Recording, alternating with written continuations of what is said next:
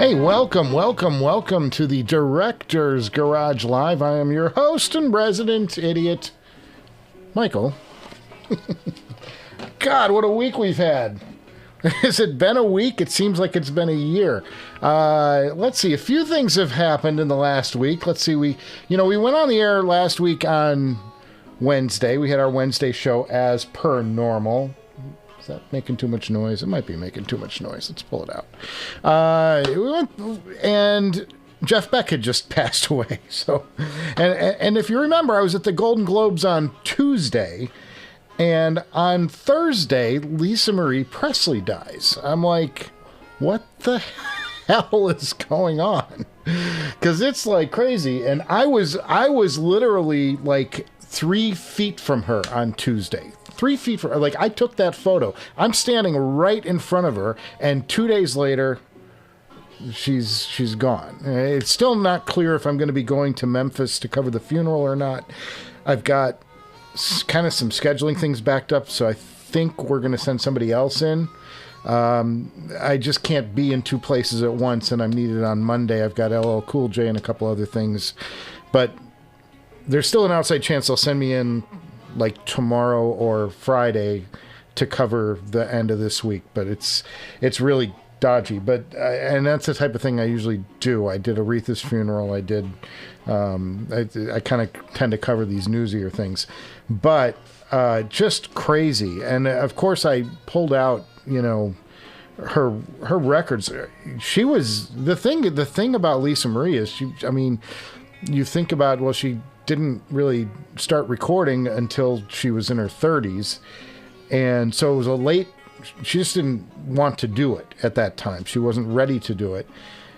But man, that woman had a talent. There's no unquestionable talent. That first record was just amazing for somebody who'd never recorded before, and to have a powerful, great voice and something to say on top of it. That was quite a record. Second album to me was a little more. It was mainstream. She wrote it with Linda Perry, who wrote most of the big hits from the 2000s for the girl singers. I think she did a bunch of Christina Aguilera's major hits. Like she just is like a songwriter. She was in Four Non-Blondes in the 90s. She did that song, What's Going On, that a lot of people hate. But anyway, she collabed with Lisa Marie on the second album, and I didn't like that one that much. I thought it was too commercial. I didn't like they were taking her. The third record, which came out in 2012, was fantastic. And I would advise anybody, if you're looking for an on-ramp just to check out what kind of talent she had, go check out that third record, because it's got Memphis vibes in it. Like, she's really... It's a darker... Sorry, Holly just ran out, so I'm going to close the door. It's cold here in L.A.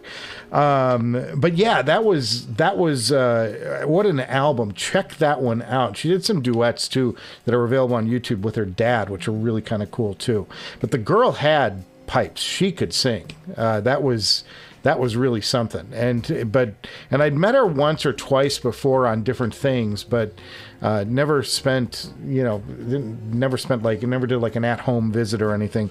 I knew Priscilla far more because she was sort of heading up the Elvis estate and the Elvis Museum. So anytime we went into Memphis to do a story on it, we did an interview with Priscilla, not Lisa Marie.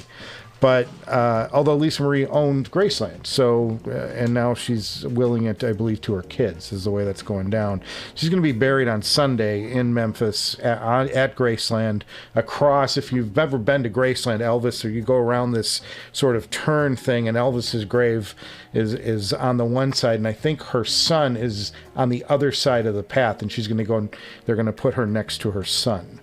And then I think there's still a space there for Priscilla when she passes. So it's just a little morbid way to start off the show, I guess. But yeah, it's interesting. And I was crazy that I was just with her 2 days before, and then boom.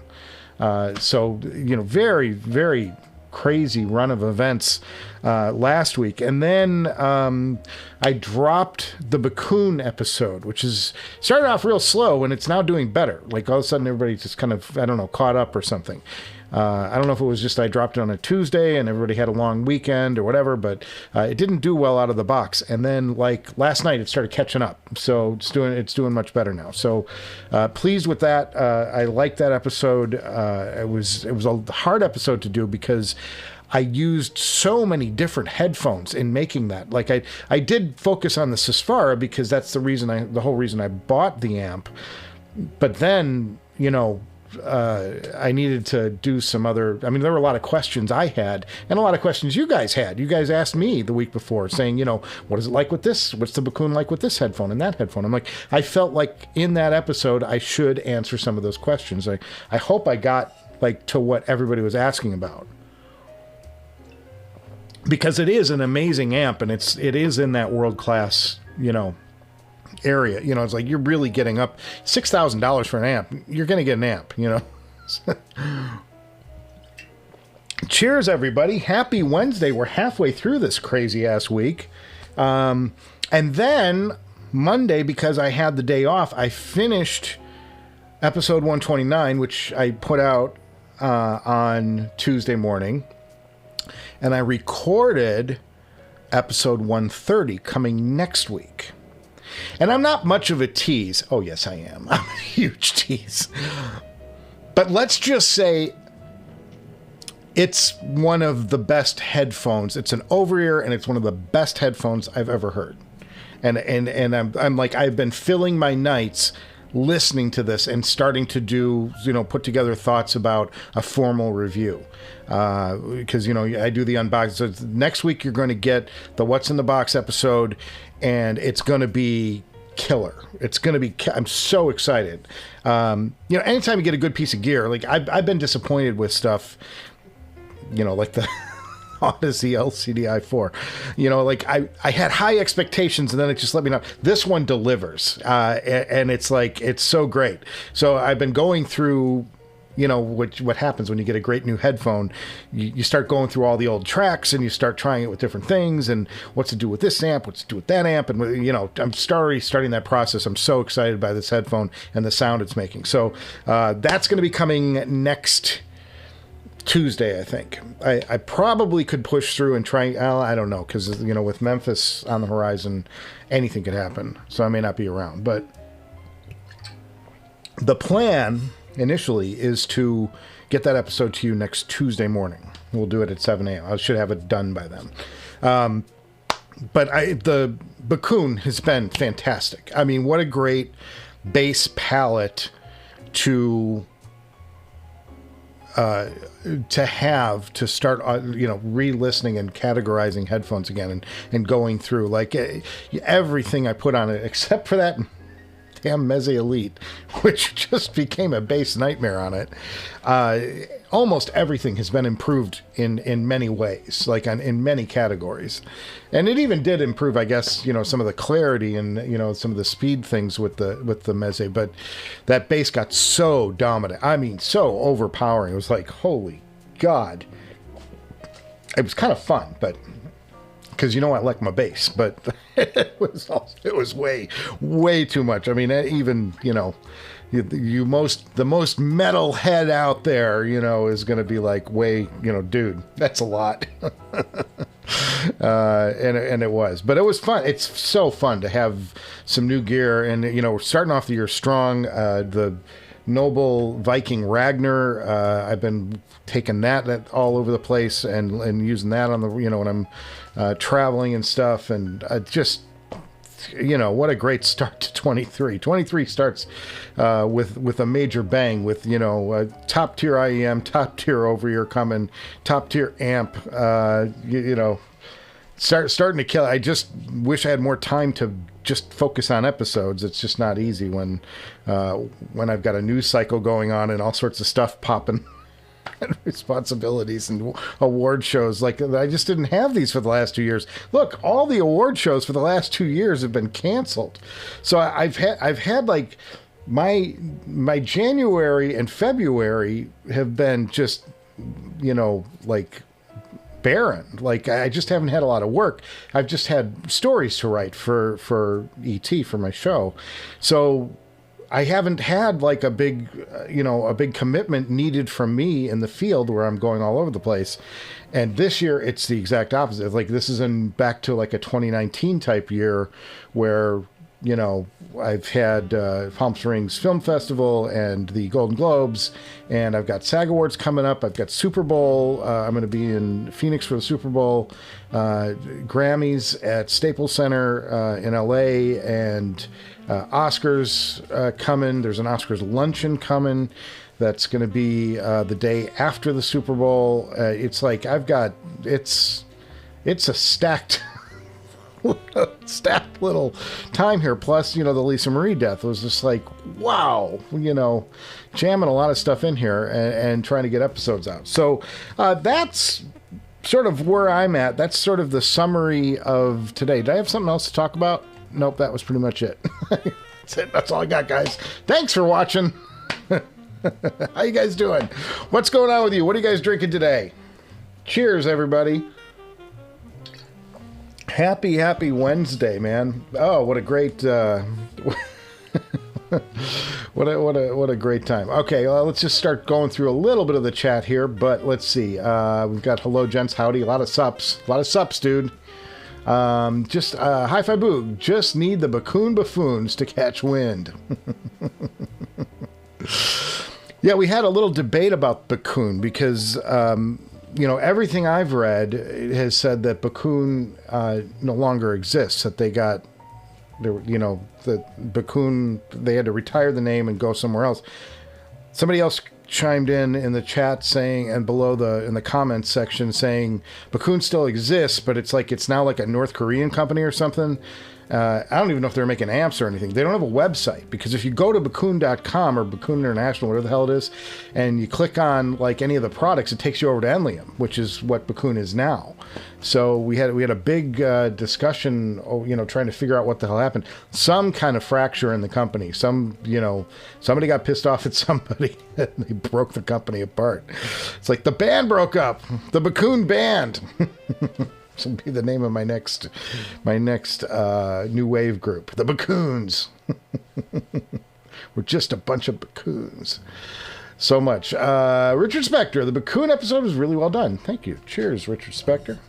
Cheers. Welcome to the live show. We're just hanging out. Guys, if you're just tuning in and you haven't been here before, Hi-Fi Boog has been here. Arthur's been here before. Adnan's been here before. This is just a hangout. We just hang out. We talk shit. I tell you about stuff that I've been doing, and then we kind of talk about, what's going on in the headphone world, or sometimes we talk barbecue. We had some great barbecue this weekend. There's a place in LA called AJ's Barbecue on Riverside Drive. It's fantastic barbecue. Really good. Really good for LA. I mean, I know it doesn't compete with some of the places I've been. Like there's some stuff. Atlanta, there's a place in Atlanta, this Rib Shack, that's just killer. Like one of the best rib places I've ever been to. But anyway, we talk anything on the show. It's like this is a live show. It's loose. You can bring up any question you got about anything, and if I don't have the answer, one of these geniuses in the who are sitting in the chat will answer it for you. Yeah, and it's just fun. We're just having some good fun here. That's the thing. So there we go. Let's go down a little more. So you would understand more about the new company. Does the updated engineering hold up to the prior? You'd like to understand if the new company does the updated engineering. Does it hold up to the prior versions? Well, I think across the board, most people will tell you the 23. I've had a couple of people tell me there's some flaw with the 23R, the Enlium 23R, but the majority of people who have gotten the 23R say, yeah, it's better, but it is the same circuitry. It's, what do they call it? God, if only there was a device that could give me information at my fingertips. So stupid. Yeah, it's the Satri, SATRI circuit. That's sort of and then something called the jet circuit. Satri and Jet are the two like technologies that they use to make the Bakun and the 13R and the 23R Enlium.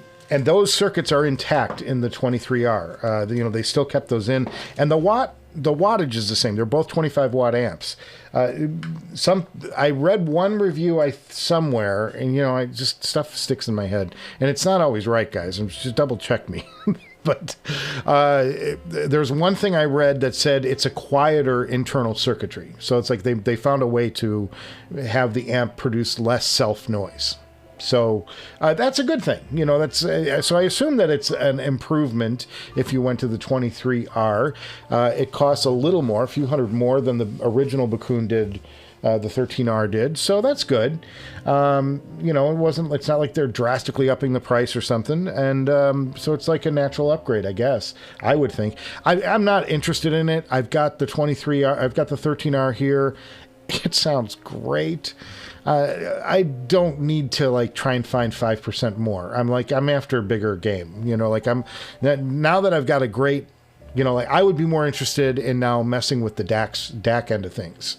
If I'm going to look at electronics, I would like them. The things I'd like for this place is a more powerful electrostatic amp to play with the carbon, because I would like to see if something like the Mullner carbon or something like that would drive the carbon into bass goodness at a lower volume, because the problem I have with the carbon is that I got to crank it to really get the volume to get the bass to activate, and that's painful. It makes my ears ring when I'm done with that session. So that's something that I'd be interested in, and then look at some DACs. I think that it would be fun to have an alternate DAC set up to the Chord. I love Chord. I think they're great.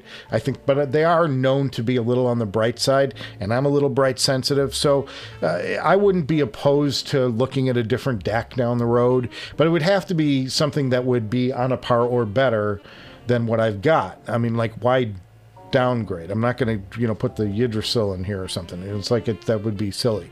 But maybe something of the Hollow May sort of area, something like that. That might be something worth looking at. I don't know. And I'm sure, I get every time I do something where I mention a DAC, it's I get 5 suggestions for, you don't have a real system until you have this DAC. I guess I don't have a real system. I'm sorry. Disappoint. I love that stuff.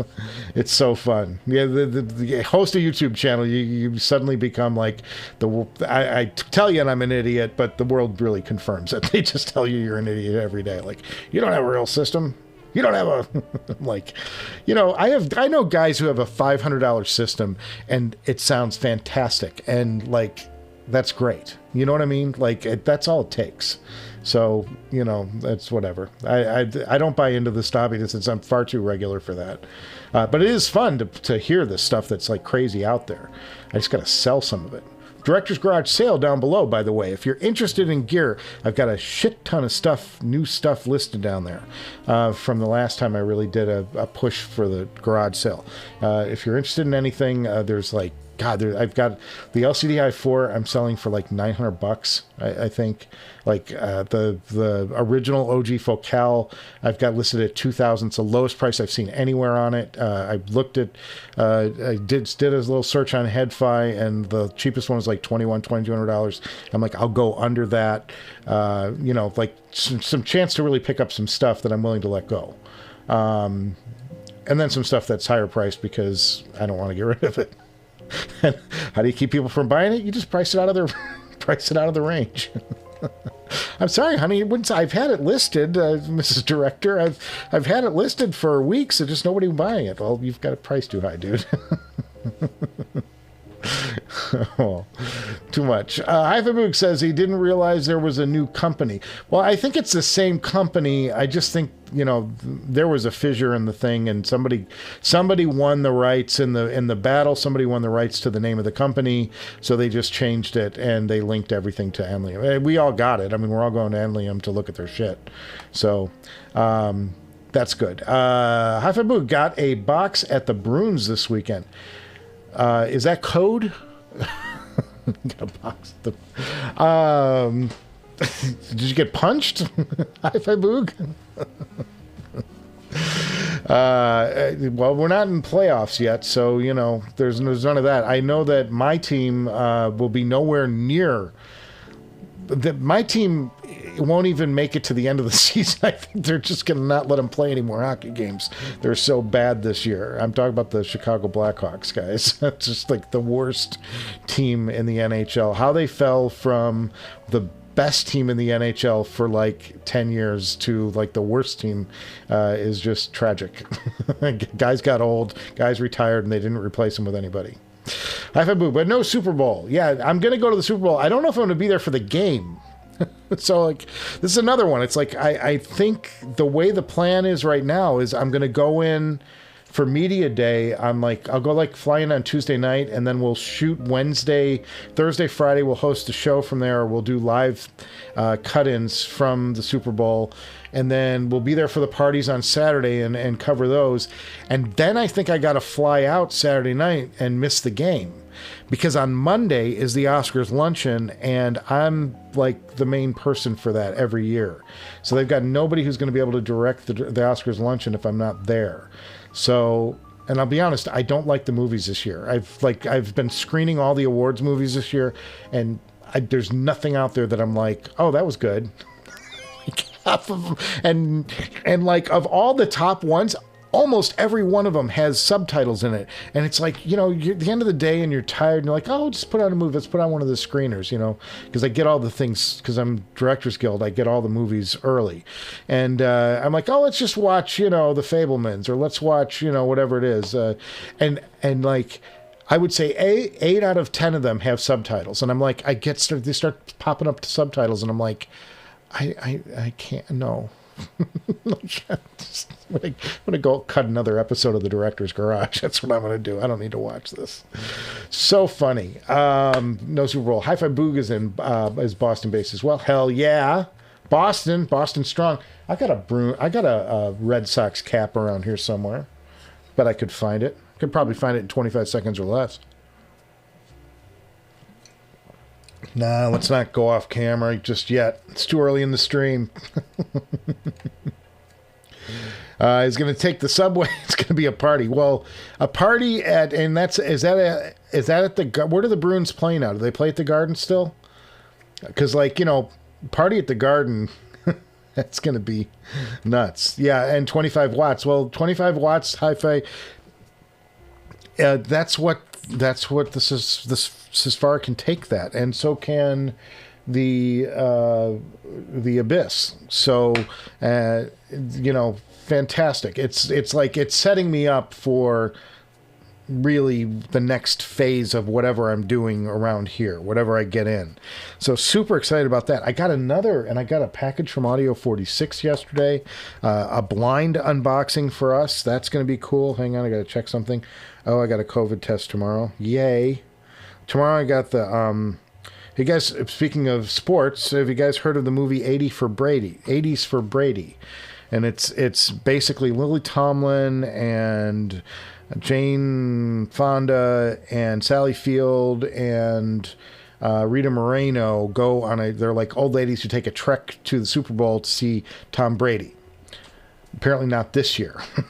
But they go down to catch the Super Bowl, and it's like the road trip story of them trying to meet Tom Brady. I don't know if he appears in it or not. I haven't seen the movie, but anyway, I'm doing the junket for that tomorrow. So all those actresses I have to interview tomorrow.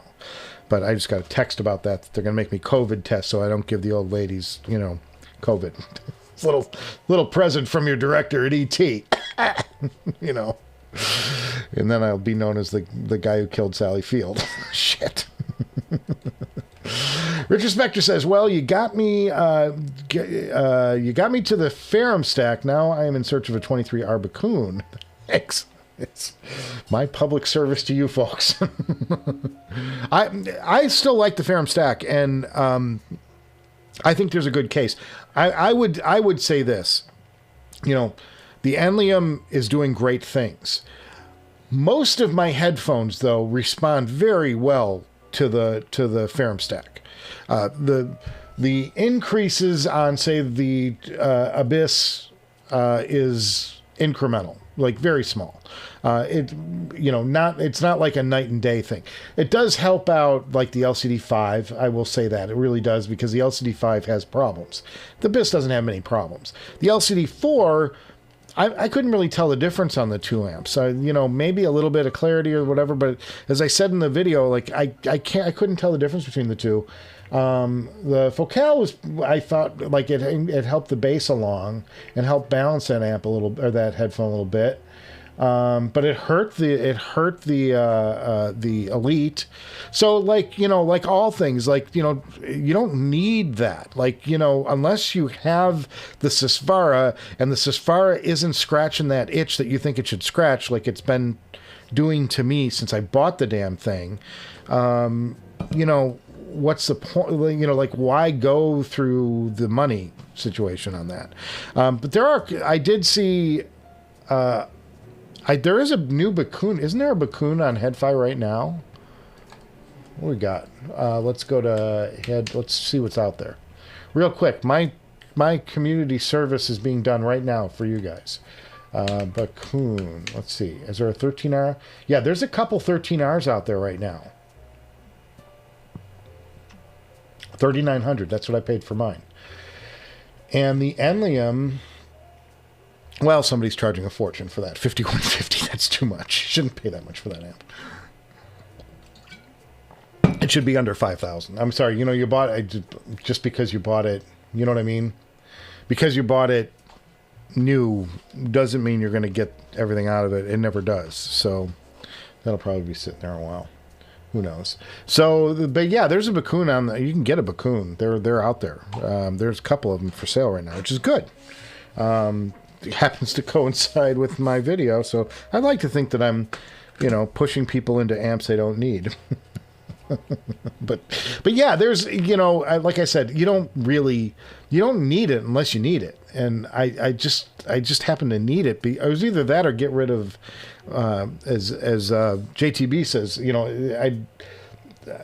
I'd have to, just get rid of the Susvara, which I guess back there somewhere.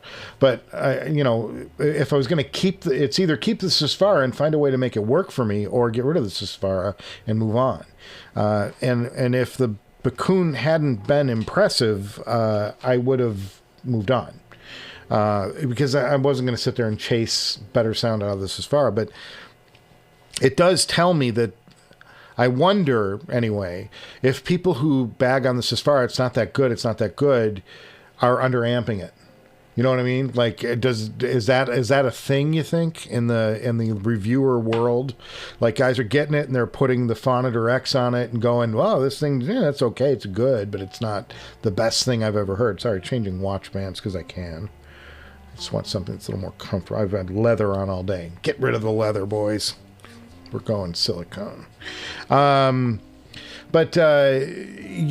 so I don't think that it's something you need, unless you really need it. And I was okay. I was great with the Ferrum stack up until I decided to investigate the next level for the Susvara. But the Susvara to me was like, it was an average headphone. It sounded like an average headphone. And when I did the big mega shootout, the Susvara wound up like middle of the pack. And I'm like, God, a $6,000 headphone shouldn't be middle of the pack. So either my hearing's bad, which, I think the jury's out on that. But, I've been a professional in the audio industry for a long time. And I do, I've been an editor in the field. Sound is a big part of my life. So I'd like to think that I have better trained ears than many, maybe not most, but many. And the headphone didn't wow me. Like, I thought it was good. But like, was it ever $4,000 better than the HE-1000? No, not even close.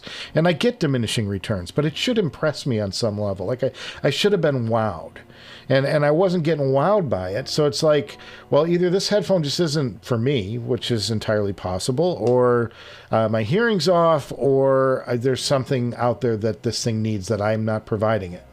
And so, that's what the quest for a better amp was. And almost everybody I'd talked to said, you know, it's funny because the guys at Headphones did the review with the Phonitor X, which is why I went and found a Phonitor X to get in here. Because I'm like, well, if they're doing the review with the Phonitor X and they're raving about this thing, that should be an amp that I would think would be pretty good with it. And sure enough, it wasn't.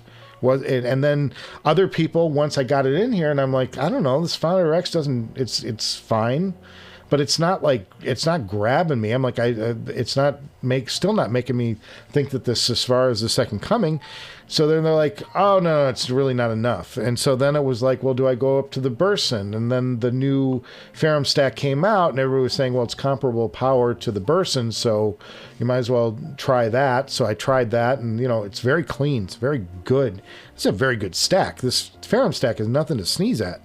It's very, very good. And it really sent the Abyss 1266 Phi TC OMG into like the stratosphere of sound, and like the absolute like pinnacle. It's like one of the best things I've ever heard is that pairing when you juice up the voltage on the Hypsos.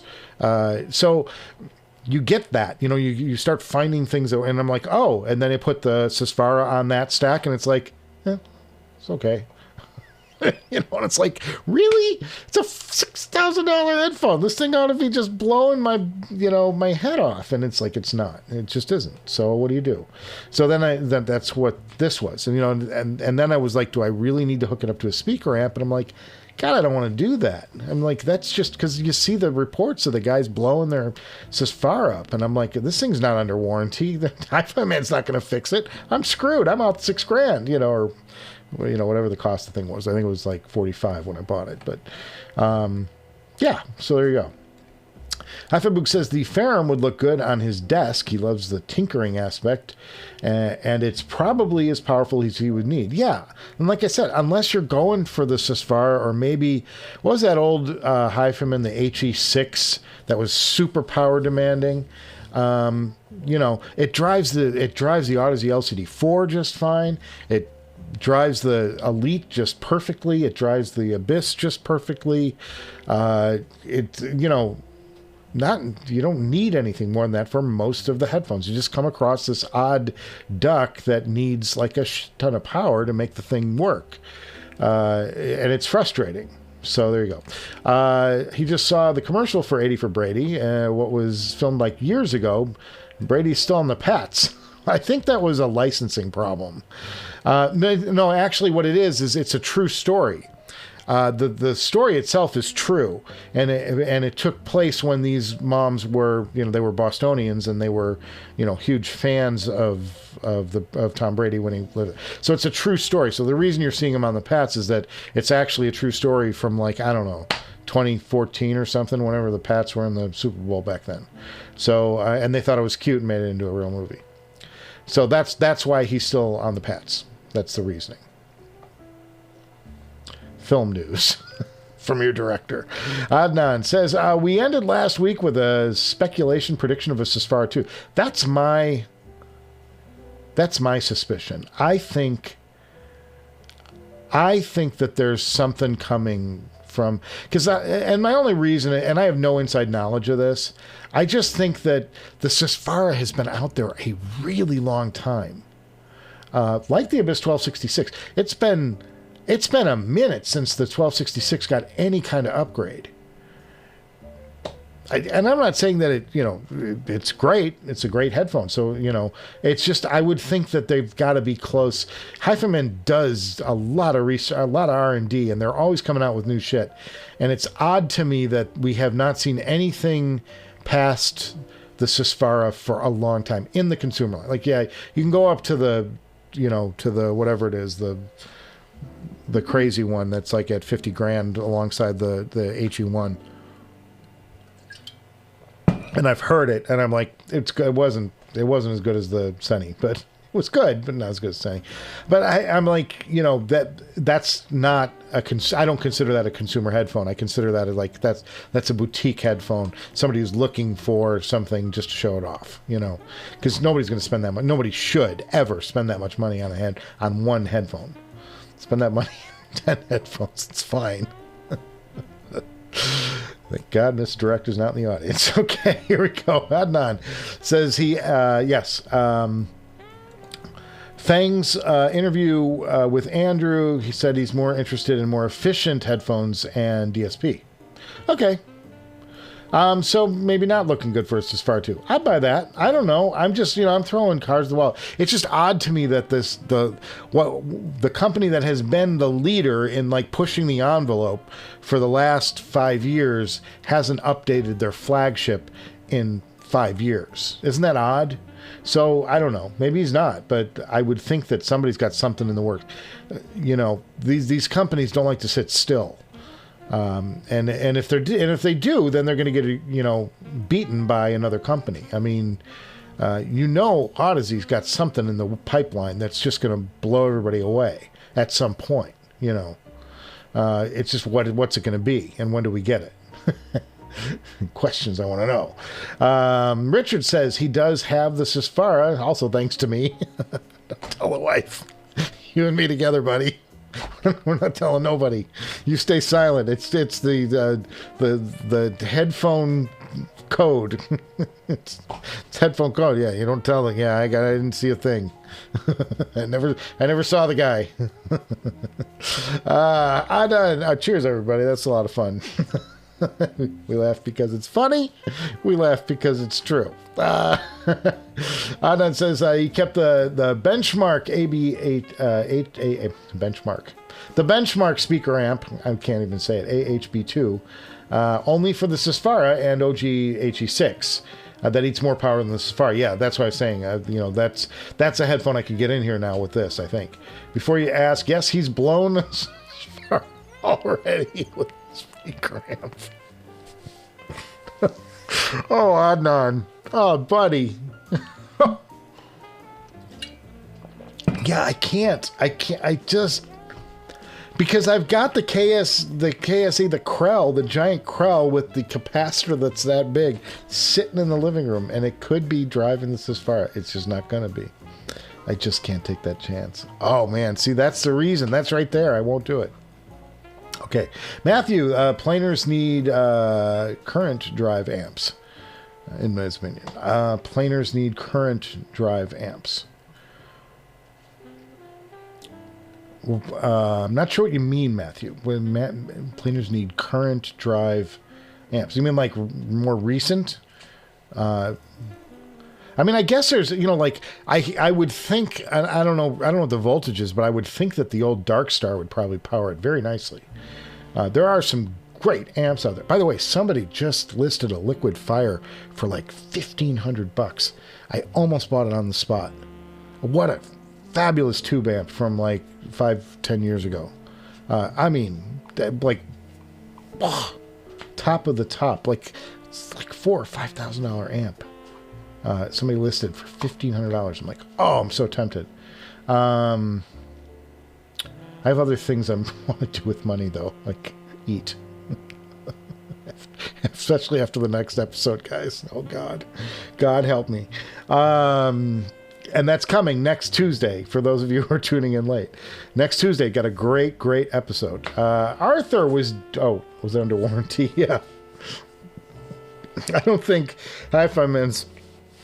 What you did? What you plugged what into the Susvara? Yeah, I don't think we're going to cover that. Arthur says he was down at Audio 46 a couple weeks ago. Nice guys. They're just, you know what I mean. Those guys are the best. They're absolute best. They're I guess you know what it is, and it's surprising because they're in New York. They give a shit about their customers. Like, they actually care about their customers. Like, you know how many times you call somewhere and it's like they're doing me the favor to tell me about the product I don't understand, or are you really that dumb? They feel that need, and these guys are the best. Like, they just just chat to you and like, here, try it out, you know, whatever. It's great. You know, I just, everything about that place. Like anytime I can help a local business, and they've been helping me too, to be fair, but anytime I can help a local business out and, you know, tell you those are guys to deal with, man. They're just, they stand by their shit. Like something goes wrong, they're going to be there. You know, you're going to get somebody on the phone. It's going to be like, who are you? The guy who spent $8,000 yesterday? I'm not sure. Not ringing a bell. You don't get that. So really good. Really great stuff. Yeah, so an easy place to blow money. Yeah, they've got a few paychecks there at Audio 46. Oh, God. I was trying to stay away until Can Jam NYC next month. Yeah, Can Jam hits like right in the middle of that Super Bowl stretch, though. I'm not going to be there. I don't think I can do it. I'll be in LA, though. I'm definitely, unless something major happens. Last year, the Queen died. Queen died. I missed Can Jam. Sorry.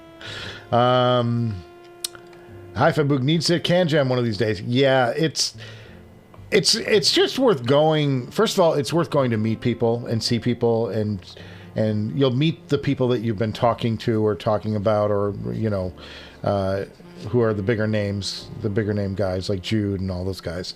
That's cool. But you get your hands on this stuff. Like, you actually get to put your hands on the stuff and actually see, like, what it's about.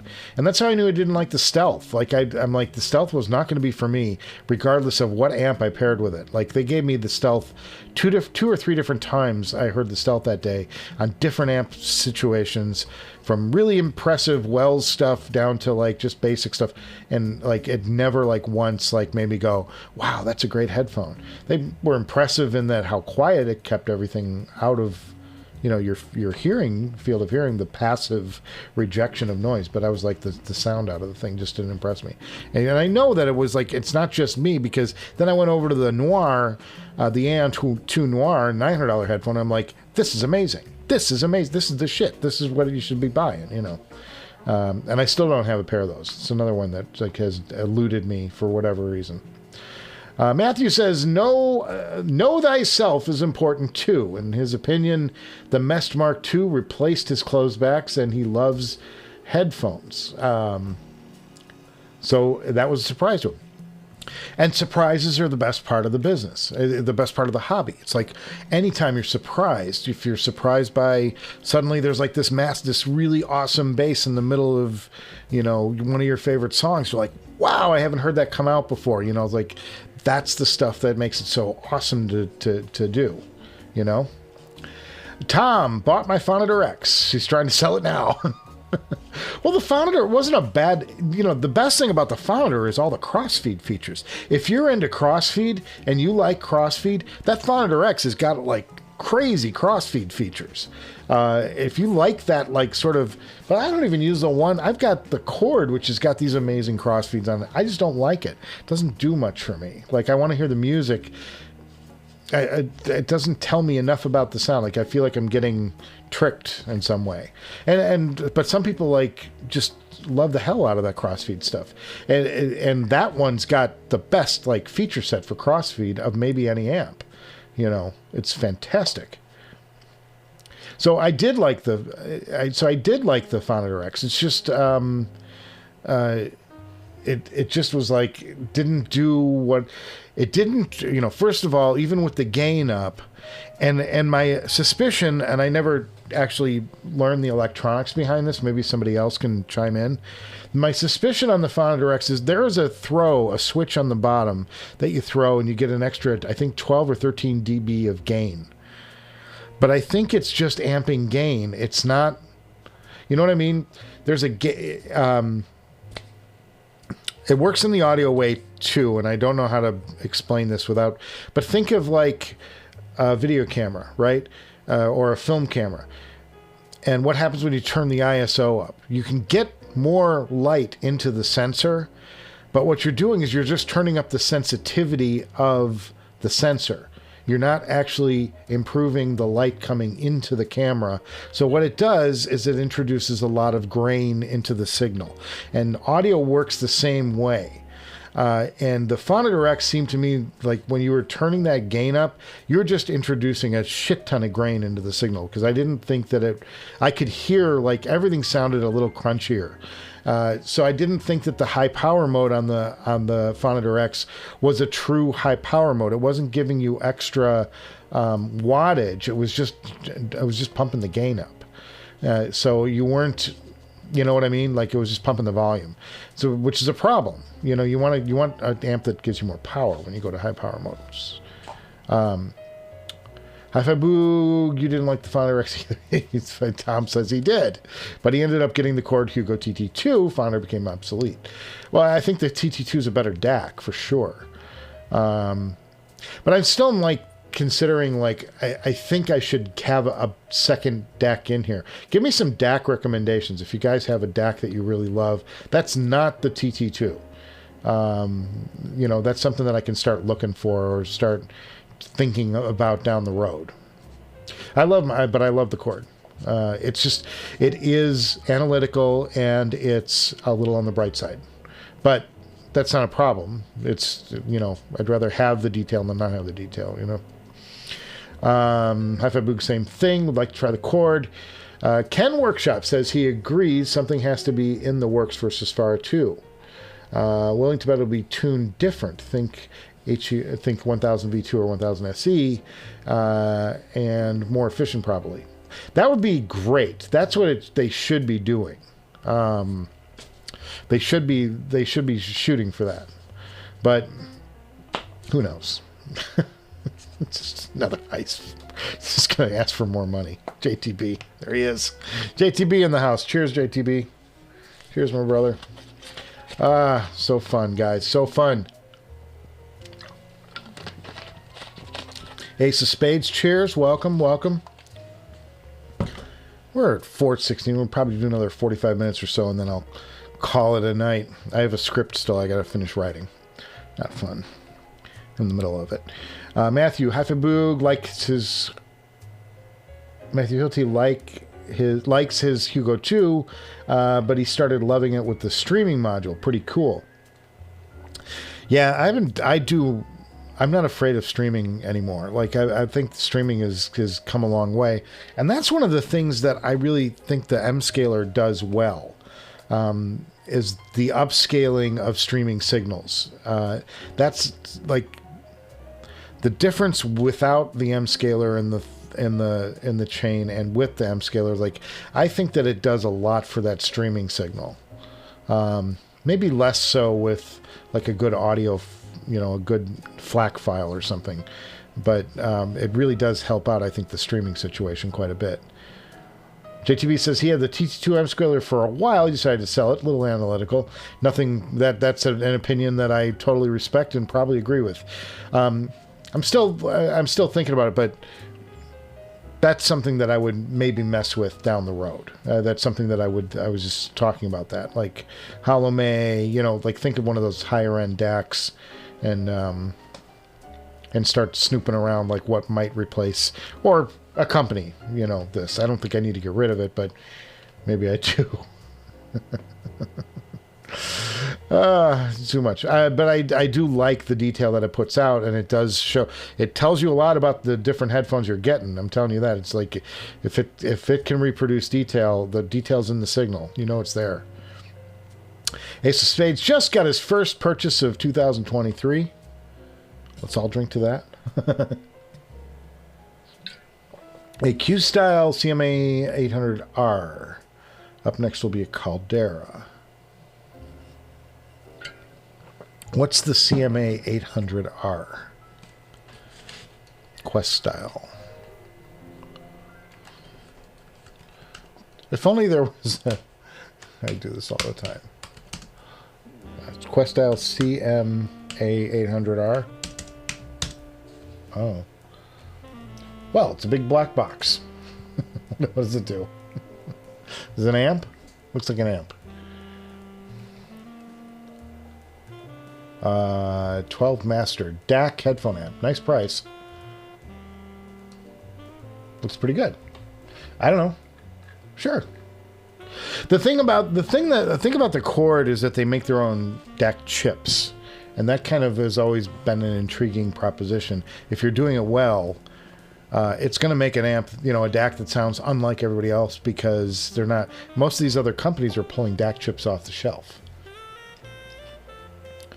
So, kind of interesting to me. That's one of the things that drew me to Chord originally, is that they're doing all of this themselves. Like, they do every aspect of the Chord themselves.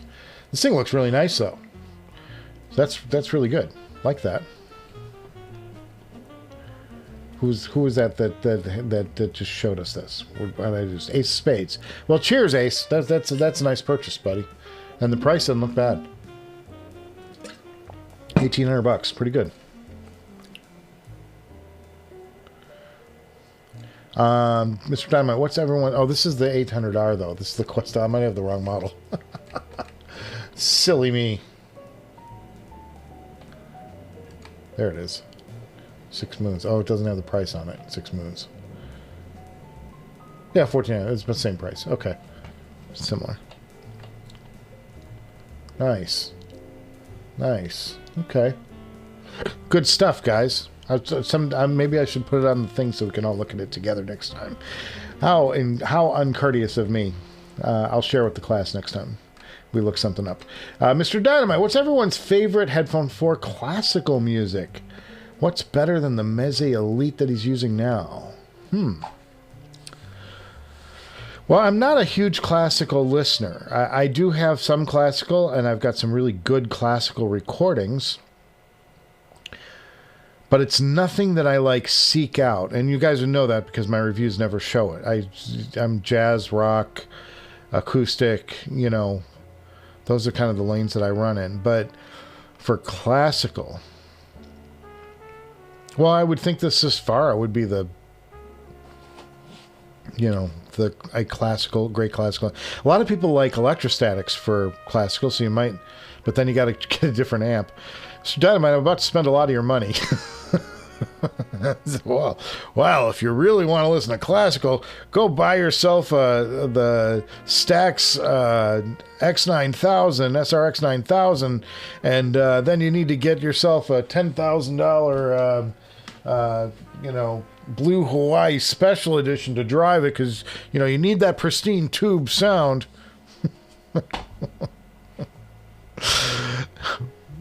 There's a word for what I just did to him. It's not gaslighting. Maybe it is. That's funny. Oh man. Yeah, I don't know. Let's see. What would I use for classical? Maybe I would look at the LCD-5, because it's it's got a really good sound stage, very detailed,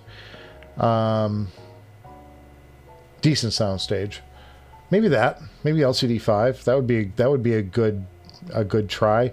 I would think that also the Focal 2020 2, the new one, the new Focal might be pretty good with classical.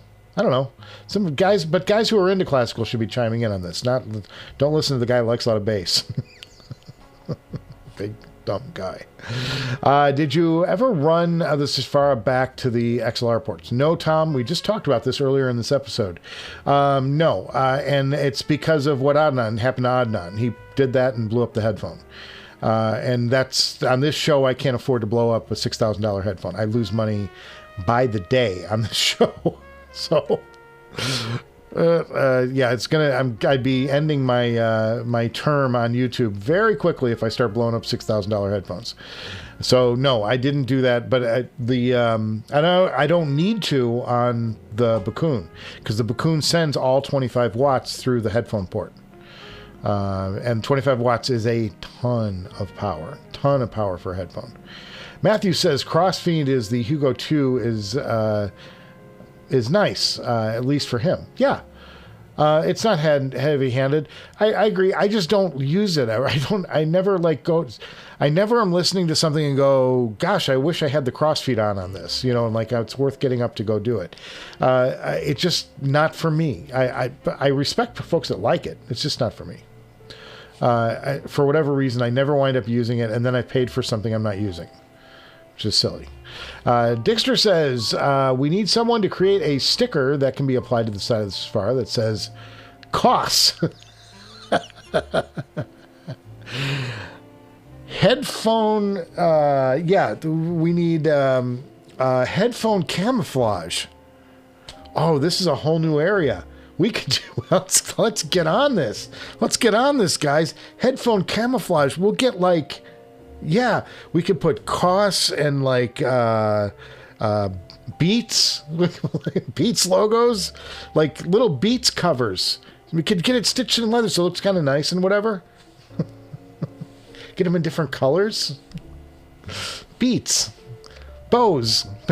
Bows for these, honey, these are not Abyss 1260-60. These are bows. This is a Bose knockoff of the 1266. Oh boy, that's my merch. That's my merch line. Now I've got a merch line. Mr. Dynamite, Hollow Audio Spring 3 KTE. Yes, that's something that's what I was thinking of. Like maybe for a possible second DAC. Aqua La Vote. So see, I've got to look now. It's Ace of Spades. You gave me something I got to look up. Now I got to copy this chat. Gustard. That's a good brand. Best bang for the buck. The R2R DAC. On par with Hollow Mage, 50% of the cost. Love that. I'm going to put this in my notes so I can go back and look at it later. There it is. Awesome. That's great. HiFiman, as we speak, is releasing a new Stealth HE-1000 V2 Stealth. Yes, I've heard about that. I've definitely heard about that one. I'm just wondering about, if they're going to do something on the Susvara end of things, because they're just overdue. Like, you've had this headphone on the market forever, and it's, it's not like it doesn't sound good anymore, but it's like I would think that they'd be ready for whatever the next step is in the world of Susvara. How about a DAC that's a pro audio crossover brand, Benchmark, Mytek, etc.? He finds a less high-end approach is a nice cross-check for comparison. It's an idea, Ken. We'll put that in the list. Hang on. Gonna copy. Copy. Paste. Things I'm going to look up. This is stuff I'm going to look up when I'm off the show. And when I should be cutting the next episode that I'm dying to get you guys to see. But, okay. So I just did that. And yes, I'm right. Money, money, money, money. Yes, the Blue Hawaii carbon electrostatic headphones. Yes. Enabler. Pleased to meet you. Matthew L.T. loves his classic on his LCD. Oh, that's a good idea. I like that idea, LCDR. Pretty good. That would be good. It's not really obtainable. In fact, you should probably sell it. Because he doesn't listen to classical very much anymore. Wah, wah. Oh, I like the idea, Matthew. I thought that was a good idea. That was an informed offering to the class. Can't find an LCDR anymore, but I think they sold one in the fall in that B stock sale. Very good. Loves classical. Oh, HE-1000 HSE. That HTB for the win. That's a pretty good call. That's a pretty good call. Yeah, I like that. HE-1000 SE. Or HE-1000 V2 at $2,000. Whew, boy, what a headphone. I wouldn't push you to the LCD-4 at that for classical. Too much bass. But I like the idea of the of one of the HE-1000s. That's great. Great call. That's a good one. The carbon and other electrostats are amazing for a lot of classical music. Yeah, and because classical, you don't need that thunderous bass down under the mix.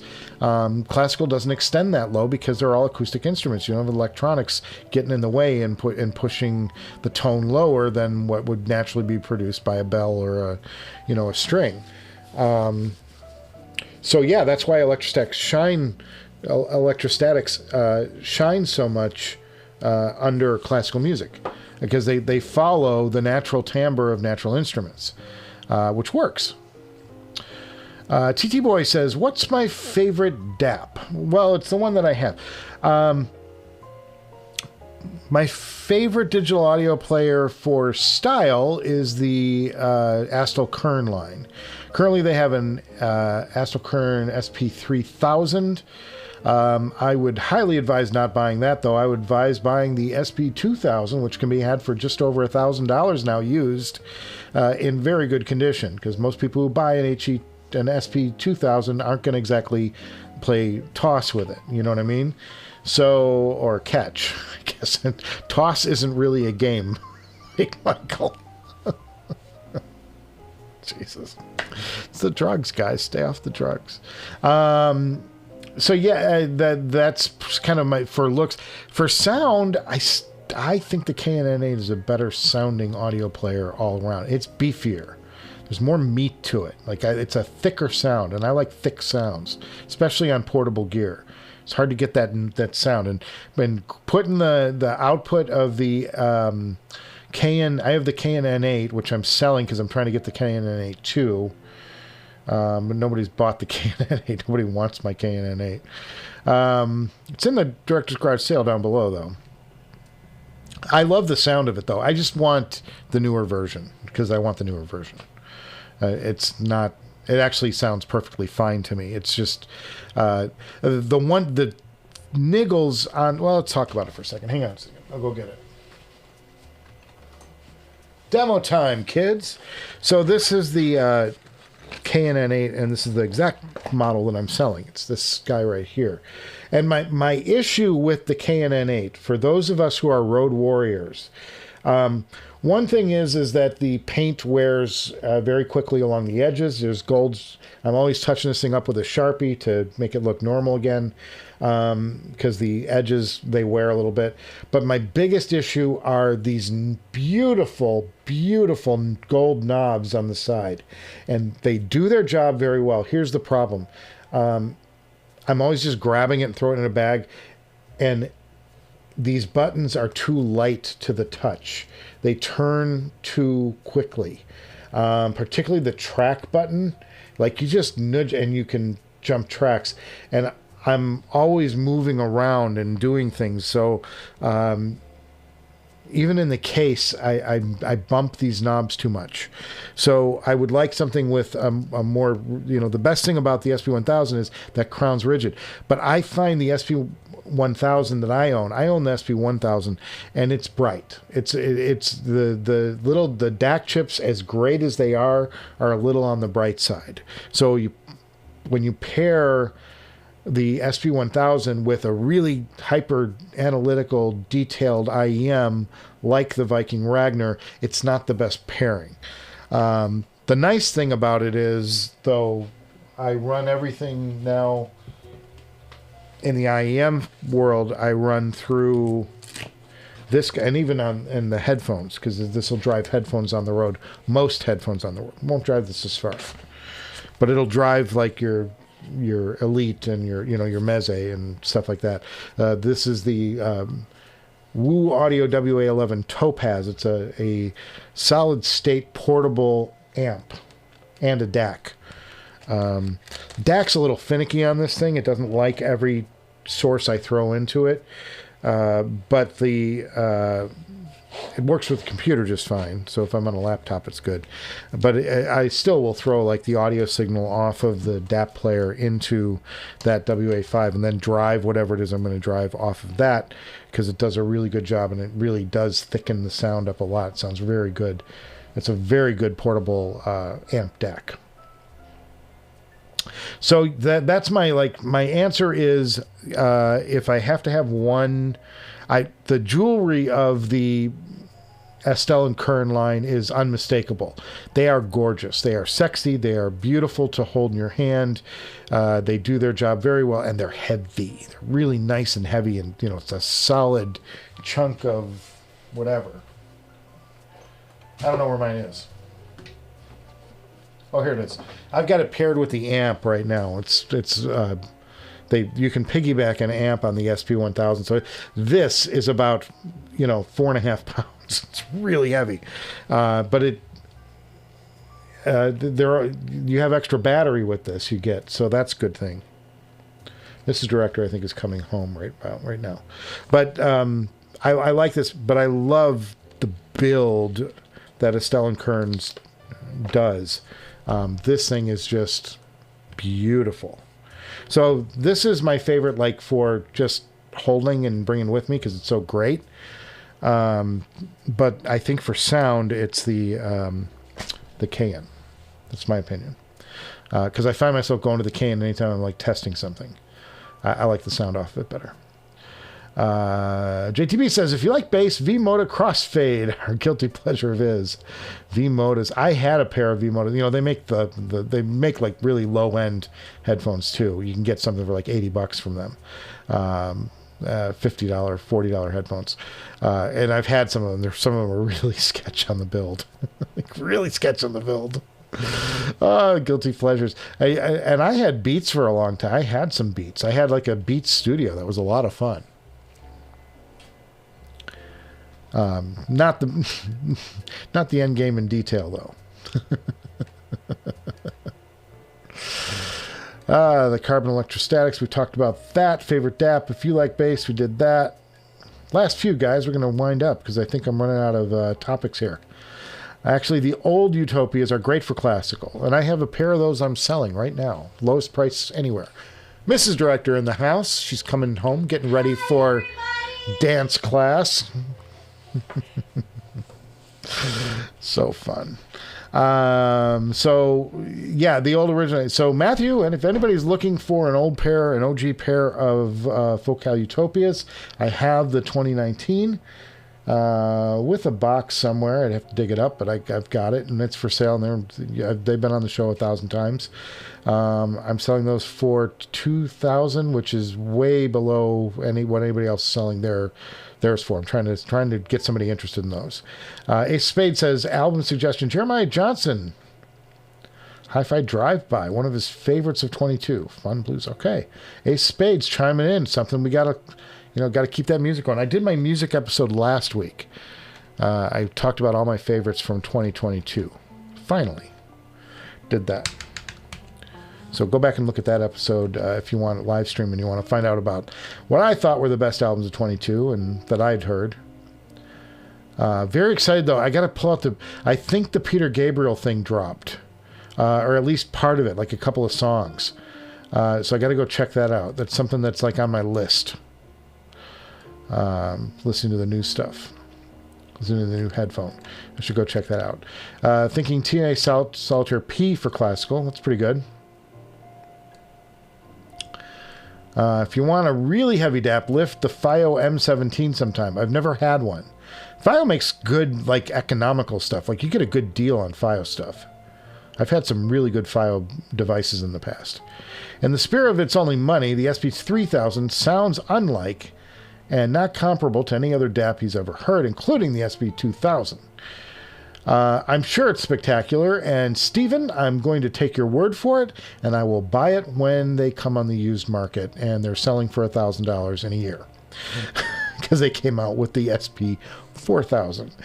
The trend on those DAPs from Astell&Kern is they hold their value while they're the latest and greatest thing, but the second there's a new one, everybody gets out of them. You can get an SP2000 right now. I am not kidding. I have seen them for $1,200. That's a $3,000+ DAP. $1,200. Ouch. Ouch. So the word is, if you're going to get the SP3000, just make sure you know when the SP4000 is coming out so you can get out of your SP3000 while it's still the latest model. Because the second it's not the latest model, it is going to drop in value like a rock. Richard Spector says he loves this FiO M17. It's a beast.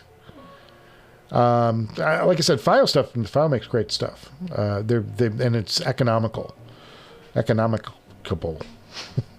Whatever the word is. I just think Astell&Kern pays. The build quality is undeniable on the Astell&Kern stuff. They really do go for it. I just think that, like, my 1000 is a little on the bright side. It's a little analytical, and you put it with an analytical IEM, and you need something in there to sort of take that buffer.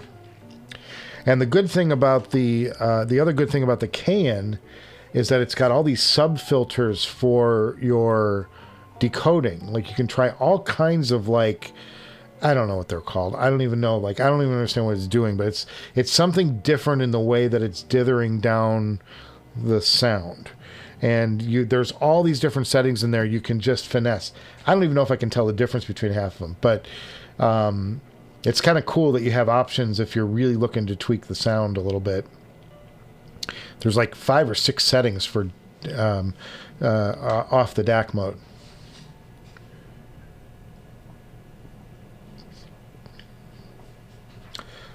Gil Renard. Cheers, Gil. Welcome. Your cat is so mean. Is he in? I thought I let him out. No, Holly's in the house, guys. yelling at me. Yeah. At least he's not hissing yet. Gil says, we're always spending your money, Michael. Thanks for that. Appreciate it. Hoping you can review the Holo Audio Bliss headphone amp preamp someday. Yeah, I mean, I think I would be... I don't know if I'll be going for the Holo... but the DAC is something I'm interested in. That would be a good DAC to review. What is it, the Spring? Is the Spring the DAC from Holo May? I don't know all of the... I don't have every thing. I don't do this for a living. I don't know every product out there ever. I know a lot of the stuff I learned from you guys when you guys tell me about it, and I'll go look it up and go, oh, that's cool. But I don't like sit there and like I don't have a sales portion of this, where I'm like dealing amps out the back door. I'm selling used stuff off the show. That's it. Ken Workshop says his thoughts on DAC. Wait until mainstream brand implements AKM 4499EX. I'm assuming that he's talking about a DAC chip. The Gestard and SMSL are the only games in town today. Okay. That are going to employ that DAC, you mean? That DAC chip? Yeah, I mean, I think there's a lot of good stuff out there for, I have a lot of people recommending different things. So, good to see. Good morning from Japan, Robert Langer. Cheers, Robert. Welcome to the stream, the live stream. You caught the end of it, but, better late than never. You know what they say. Long time no see. Been monitoring the used market for a Final Audio 8000 for me. Maybe he can facilitate a transaction. He hasn't found anything yet, though. One went up today on HeadFi. I think I saw one on HeadFi today. I got to check the price. I don't know if the price is where I want it to be. But I think that I'm still like, the Final 8000 and the S Special Edition, the Extra Special Edition, all of that stuff. All of that stuff is on the short list. I've got some amazing headphones, and again, for those of you who are tuning in late, the next episode I'm going to have one of the best headphones I've heard. I'm really excited to show that off, and I think it's something that a lot of people are interested in. They're going to be excited to see on this show. Tease time. I'm not giving it up just yet, guys. Not giving it up. But tune in. That'll be next Tuesday. I think it's going to drop. The way it's playing out right now with my work schedule and stuff. Very excited about that. It's like 2023 has started out very, very good. Very excited. What else do I have? The DAC chip. The spec sheet off the chart is $44.99.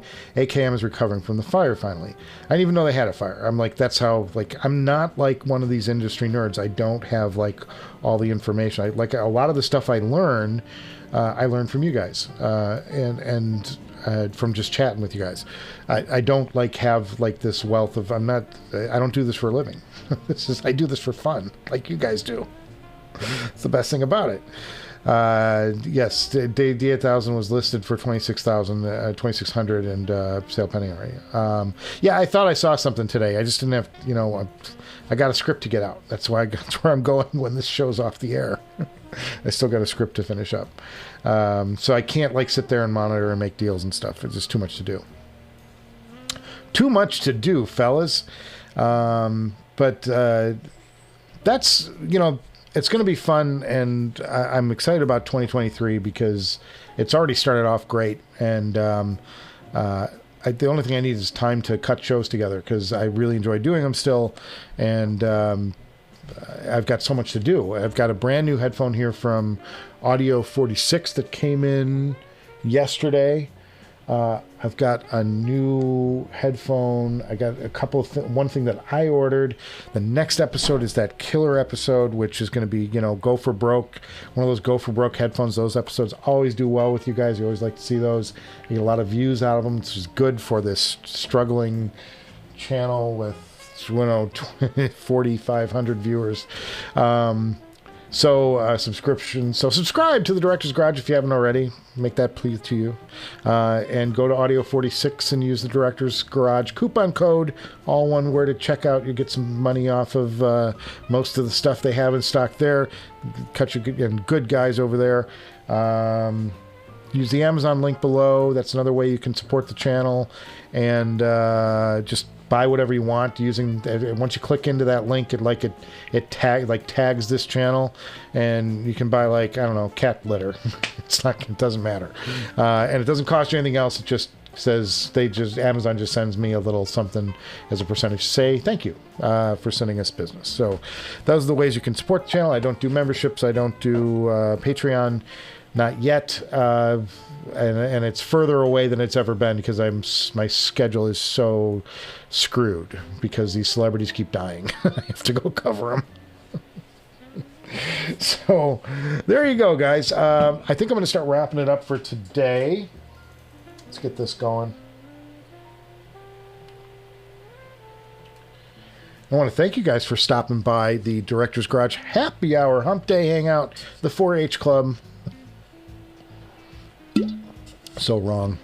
We're just here to have some fun and kick it off. We try to do this every single Wednesday, and I love doing it. I love hanging out with you guys. You guys are my friends, and we can talk about anything. It doesn't have to be headphone related. It doesn't have to, whatever. Today we talked hockey, and we talked some barbecue earlier, and dead celebrities and live celebrities, and whatever. It's just a shoot the shit, fun little way to escape your week for a couple hours with some good folks, and y'all are great folks. So yes, glad you guys could stop by. Make sure you're subscribed because next Tuesday, or I'm praying it's next Tuesday, really it's going to be something crazy good. I've got something really good for you guys. I'm excited about it. I've been excited and listening to this thing all week. And I can't wait to share it to you. So, yeah, see you before you know it, guys. Cheers. Let's get rid of the Lisa Marie. Oh, boy.